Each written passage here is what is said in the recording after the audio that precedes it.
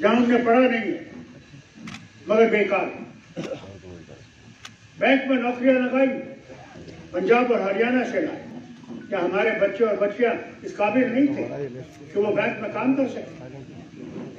अफसोस आता है मुझे इस हुकूमत को कि उन्होंने हमारे बच्चों को धक्का मार दिया और बाहर से बच्चे लाए। ये हमें मंजूर नहीं। और वक्त आएगा तो उन बच्चे और बच्चों को वापस जाना पड़ेगा और हमें बच्चों को वो नौकरियां हासिल करनी पड़ेगी। दूसरी बात जो आपने अच्छी कही, महंगाई, इसमें कोई शक नहीं है। महंगाई आसमान से बात कर रही है। आपने भी देखा होगा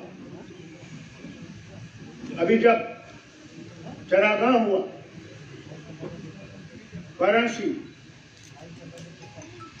यूपी के अंदर, क्या हुआ? उसके बाद वो गरीब लोग गए और दीयों से वो तेल निकाला।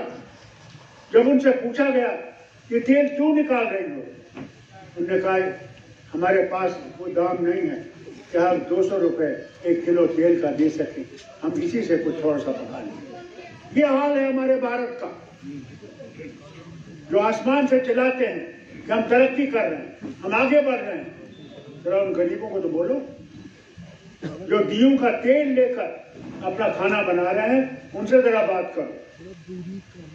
बहुत ऊपर से बातें करते हैं, आसमान से बातें करते हैं, ये है वो है, यहाँ हो गया वहां हो गया, मगर गरीब वो देख रहा है कुछ नहीं हुआ। 750 किसानों ने शहादत दी और जब इनने देखा कि 5 रियासतों में ये हार जाएंगे, खुद सतपाल मलिक जो यहाँ के गवर्नर थे, उनने इनसे कहा तुम हार जाओगे। और जब इन्होंने देखा यूपी में इनके जल से कुछ भी नहीं दिखे, तो उनको लगा कि भाई हमारी नैया जो है वो डूब रही है। तो फौरन ऐलान किया कि हम ये तीनों काले कानून जो वापस देंगे। ये कानून हमने लोगों के लिए बनाए थे, वो समझ नहीं सके। पार्लियामेंट शोर करने के लिए नहीं है, पार्लियामेंट बहस करने की, बातचीत करने की, मसले देश के हल करने के लिए है, झगड़ा करने के लिए नहीं है।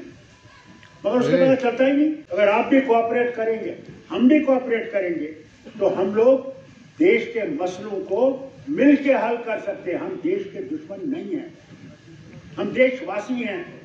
ये तो हिंदुस्तान की डेमोक्रेसी का हाल है, जहां कोई सुनने वाला नहीं बैठा, जहां वो समझते हैं कि हमारे पास इतनी बहुमत है, हम कुछ भी कर सकते हैं। क्यों ना देश को जमीन दोस्त कर दे। नहीं देखते। अभी देखिए पंजाब में 50 किलोमीटर ये सब के हवाले। क्यों? क्या उनकी पुलिस उस काबिल नहीं है जो वो उसको कंट्रोल कर सके? 5 किलोमीटर। अब वहां भी वैसा ही झगड़ा होगा जैसे आपने नागालैंड में देखा, जहां बेगुनाह मारे गए। उसका इंतजार कीजिए, ये भी होने वाला है। समझते नहीं, सोचते नहीं, बिना सोच समझ जो मर्जी है वो कर लेते हैं। इसी तरह हिल रहा था, आनंद बन, दरबार मुंह बंद। दरबार मुंह कोई जम्मू के लिए मेहरबानी नहीं थी या कश्मीर के लिए मेहरबानी नहीं थी। ये लोगों को इकट्ठे रखने की कोशिश थी महाराजा साहब की कि जम्मू और कश्मीर एक तरफ से डोगरा कल्चर, एक तरफ से कश्मीरी कल्चर, एक तरफ से बुद्धिस्ट कल्चर, इनको जोड़ के रखें। जम्मू कश्मीर का दरवाजा है, कश्मीर लद्दाख का दरवाजा है। ये दरवाजे ही तोड़ना चाहते।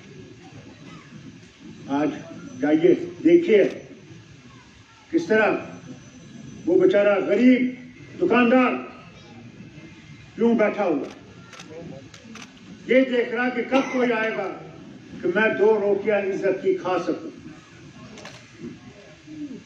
इनको वो भी ख्याल, बस राजा आएगा, राजा जाएगा, बाकी जाए या न जाए कुछ पता नहीं।